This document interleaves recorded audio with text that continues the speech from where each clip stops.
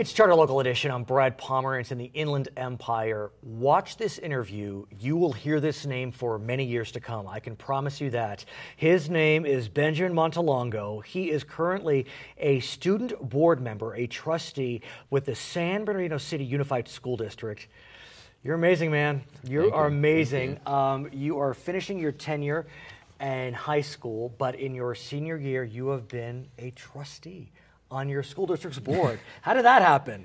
It started off, I was talking with some of my teachers about some of the ways we can give back to our community. Sure. They recommended myself to become one of the superintendent student advisory council members to our site administrator.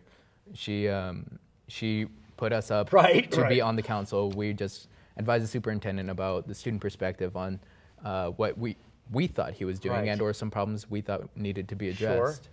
Then he came to the council and announced that this position was opening up, and do any of us have the time in our day, or do any of us believe we could take up the capacity of what this is? Of being a student trustee. Exactly. What'd you think? What'd you think? At first, I sort of doubted it. Right. I'm not going to lie. No, that's fair. That's absolutely fair. And so you applied for the position. Yes, it was. was. And one other individual were selected. There are two trustees. Mm-hmm. And when were you appointed? It was in January. I think it was yeah, May. Yeah. May. Oh, of last year. No, of this year. This is all brand new. Oh, it's a brand new position. Yes. I want to ask you, if I may, how did the events of December 2nd impact you and your decision to give back in this way? Of course, December 2nd was the shooting at the regional center that really rocked San Bernardino. Well, just being at school at the time that it was happening, I could see some of the students at my school, they were taking it very hard. Myself, it felt like my security was sort of being breached. It was so close to home. And so, we know that the perpetrators had in their eyesight a local high school. Yeah. Not yours, but a local high school. And I mean, that must have really spooked you. Yeah, it did. And so what did that incident do in terms of, did it motivate you even more to get involved in this way? Exactly. It gave me sort of, I want to say, reinforcement to my decision to be committed to the city, be committed to the community. And the community's had some struggles going through bankruptcy, December 2nd. But I'm telling you, your city is mighty. I mean, you are fighting hard. Let's talk about a policy that you have brought forward. And I have to say, I am incredibly impressed with what you are bringing to the forefront. And that is the question of the discipline of students and how students are disciplined, whether the disciplinarian will be the school or public law enforcement. Explain what's been happening. So what's been happening is that in, I want to say 2010, 2011, we had an extremely high rate of suspensions, and these suspensions were linked with citations because if you suspend a student and school police is involved, oftentimes, I believe it is almost a mandatory booking system. Inside the system, it's booked as a citation, and that citation remains a mark on your record. So we've been trying to take action since, I want to say, 2010, long before that it may have been, but... So let's talk about that, because we have seen, and it's not just in the city of San Bernardino or your school district, that we have what some are calling kind of the criminalization of public school students, that students are being cited by law enforcement for acts that really would be best handled through just school disciplinary procedures. You know, maybe it's curfew violations, loitering, trespassing, small fights, you know, possession of a very small amount of illicit substances. I mean, these are issues that, you know, in my day, the school would deal with. But all of a sudden, there's this rampant fear, and so police are getting involved. So what we're doing is we're trying to move away from a zero tolerance policy. Right. That's exactly what this policy, our our reducing student citations and arrests policy. Right. That's And what this is aiming to do. And it's funny you mentioned zero tolerance, because I remember that moniker, and that moniker was seen as the wave of the future. Zero tolerance. You're caught with a joint, you're expelled. Now, that may feel good, but then what happens to that student? They lose that incentive to continue. They lose that grit that they had they're inside out. their school system. They're out. I mean, they're expelled. You know, and it could be a good kid that had one slip up. Had one slip up. Okay, so what are you? But here's the other challenge, though, is safety. I mean, you still want to, you know, forget December 2nd, but you want to be in a place where students are feeling safe.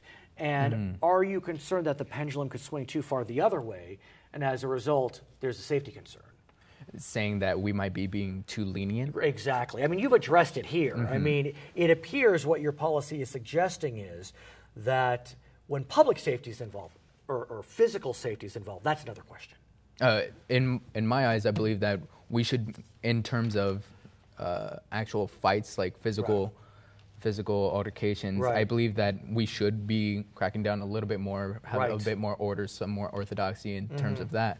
That's something I've been advocating for personally, but through community engagement, we found that the community believes that we should pursue being a little bit more lenient, because we understand that there are like push and shoves, but not actual physical injuries that come from that. So, and when you say the word lenient, I mean, I'll dispute it, just because it's not as if we're letting these people off if we don't call the police. Oh, yeah. It's that there's a place for discipline of students. And I don't know if that place, and what you're saying, is county jail.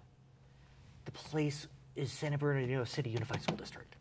Let them handle the matter. Because what happens when you get a citation? It stays on your record. It stays on your record. And what happens when you apply for a job? They can see it. And so you made a mistake at 15, and all of a sudden it's coming back to haunt you. It's coming back to haunt you.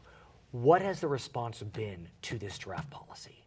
Some people have said, we need the order, we need the orthodoxy. We've had protesters come into our board meetings. Against this policy? Yes, yes. But the majority of the community believes that this is the way to go.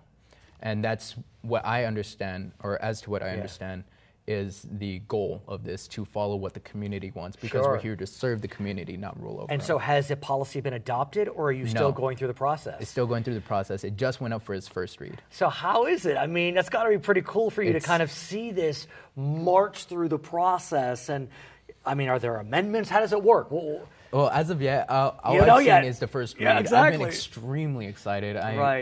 When I got notice from the agenda that it was going up for a first read, it was sort of the bane of my existence for about 4 days. Yeah, how gratifying. So I want to talk about you, if I may, because I have a feeling that we're going to see great things for you. You're graduating. Yes. And so what are the plans for Benjamin Montelongo? Well, the plans are to go through community college over at San Bernardino Valley College. A fine institution, by the way. Yeah, I just received my my first year full ride to Valley College. How'd you get that? I applied to the Valley Bound Commitment Program, and I had to turn an essay in. You did it. And then they interviewed me, and they liked what they saw, and fortunately. So then what? You transfer to Cal State San Bernardino, UCR, UCLA, Harvard, Stanford? That'll be a deciding factor. Right.